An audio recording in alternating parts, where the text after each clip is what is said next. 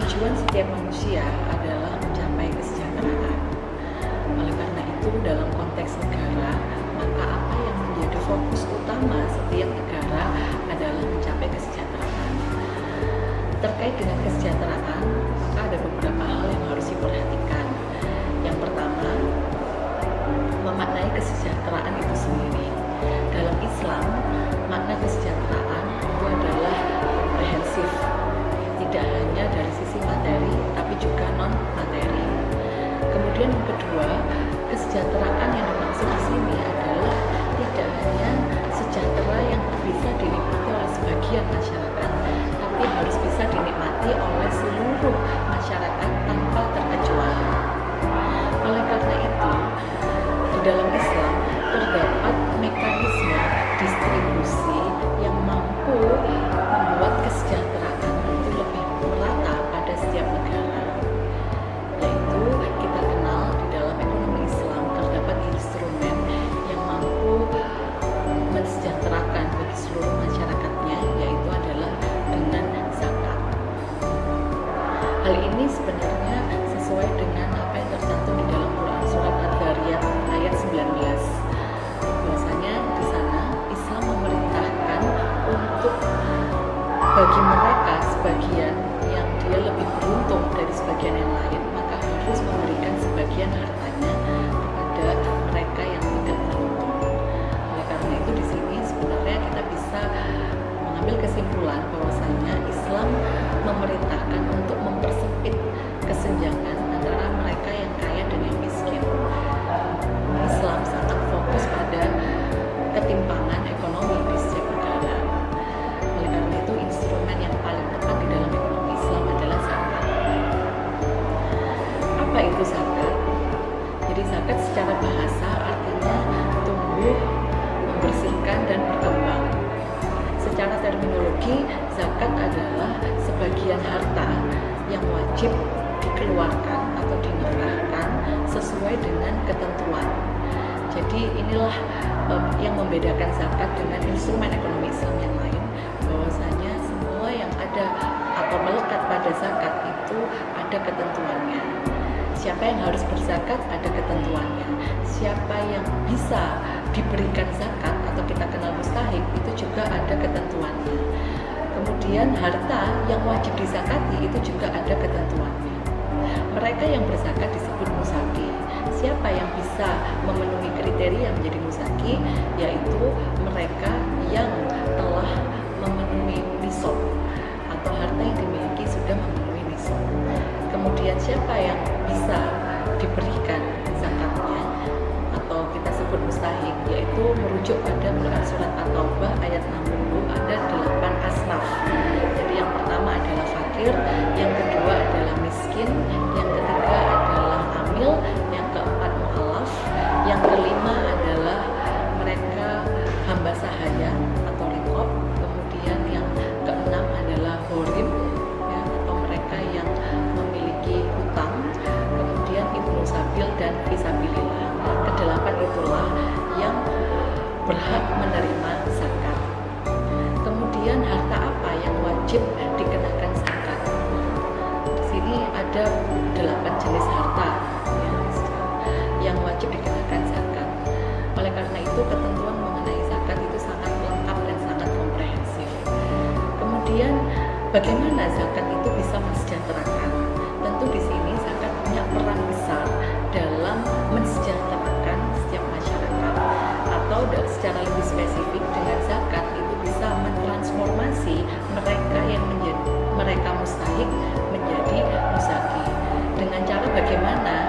Nah, di era kekinian ya, belakangan ini, maka zakat ini sudah dikelola secara lebih profesional di setiap negara. Di Indonesia khususnya sudah ada undang-undang dan peraturan pemerintah yang mengatur tentang zakat.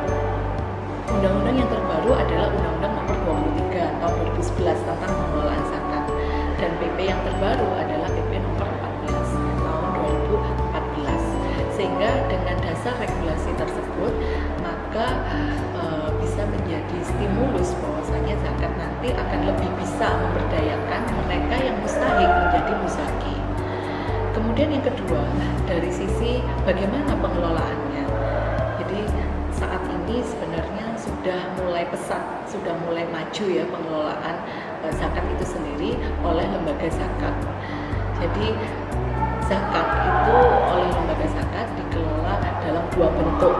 Yang pertama zakat konsumtif, yang kedua adalah zakat produktif.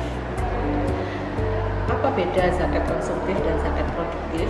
Jadi kalau zakat konsumtif itu zakat yang didistribusikan atau dibagi habis atau dikonsumsi secara langsung oleh mustahik. Tapi kalau zakat produktif itu adalah zakat yang dikelola oleh lembaga zakat untuk kemudian diproduktifkan sehingga hasil nilai tambahnya bisa dinikmati oleh mustahik. Nah, melalui zakat produktif inilah lembaga zakat bisa mengempower atau memberdayakan mereka yang mustahik kemudian menjadi berdaya. Ya, berdaya di sini adalah minimal mereka sudah tidak lagi tergolong pada mustahik dan sampai pada waktu tertentu mereka sudah menjadi muzaki, yaitu mereka sudah menjadi kelompok yang justru wajib menunaikan zakatnya. Nah, saat ini efektivitas zakat produktif ini sangat signifikan. Jadi banyak sekali lembaga zakat berlomba-lomba untuk bagaimana memproduktifkan zakat sehingga bisa memberikan nilai tambah bagi mustahik. Jadi membahas mengenai zakat itu tentu tidak hanya sekedar aktivitas ibadah, tapi juga muamalah. Karena zakat tidak hanya wajib ya, dari sisi fikih, tapi dari sisi ekonomi itu adalah sebagai sebuah instrumen yang bisa menjadi tools bagi setiap negara untuk mensejahterakan masyarakatnya. Bicara mengenai zakat, jadi zakat itu dibagi menjadi dua. Yang pertama adalah zakat fitrah, yang kedua adalah zakat mal. Zakat fitrah itu artinya zakat nafs atau jiwa, zakat mal itu artinya zakat atas harta. Dan ini tentu memiliki fungsi yang berbeda. Jadi zakat fitrah fungsinya adalah untuk membersihkan jiwa. Kalau zakat mal atau zakat harta yaitu untuk membersihkan harta. Jadi secara umum sebenarnya ada beberapa fungsi dari zakat, yaitu yang pertama adalah membersihkan jiwa, yang kedua adalah membersihkan harta, yang ketiga menumbuh kembangkan kekayaan muzaki, yang keempat mensejahterakan mustahik, dan yang paling penting yang terakhir adalah mempersempit kesenjangan atau ketimpangan antara si kaya dan si miskin. Jadi itu adalah fungsi dari zakat. Kemudian di luar zakat ada beberapa instrumen ekonomi Islam yang lain dalam rangka mempersempit ketimpangan ekonomi tersebut, yaitu kita kenal infak, sedekah, dan wakaf. Apa sebenarnya beda zakat, infak, dan sedekah? Secara umum memiliki persamaan, yaitu membelanjakan harta di jalan Allah. Tapi perbedaan utamanya adalah kalau zakat itu memiliki ketentuan, tapi kalau infak dan sedekah tidak ada ketentuan yang mengikat. Misal dari sisi berapa yang harus kita zakatkan, berapa yang harus kita infakkan atau kita sedekahkan. Kalau zakat jelas ketentuannya adalah 2,5% dari harta yang wajib dizakati. Kalau infak dan sedekah tidak memiliki ketentuan. Kemudian kalau sedekah maknanya lebih luas, tidak hanya berbentuk materi, tapi juga non materi. Itu adalah perbedaan utama antara zakat, infak, dan sedekah. Dan tentu apa sih yang menjadi keutamaan dari sedekah? Saya rasa tidak jauh berbeda dari keutamaan berzakat. Jadi sebenarnya kalau ada yang tahu, barang siapa yang menafkahkan atau membelanjakan hartanya di jalan Allah, dalam hal ini adalah berinfak atau bersedekah, maka Allah akan memberikan balasan dengan balasan yang berlipat ganda. Sehingga tidak ada yang namanya kita berinfak bersedekah kemudian menjadi miskin. Karena di dalam hadis sudah jelas bahwa ketika kita menginfakkan atas nama Allah atau dengan niat karena Allah, maka Allah akan kembali memberikan nafkah atau infak untuk kita. Jadi itu persamaan dan perbedaan dari zakat, infak, dan sedekah. Selain zakat, infak, dan sedekah, ada instrumen ekonomi Islam yang lain yang sangat penting, yaitu kita kenal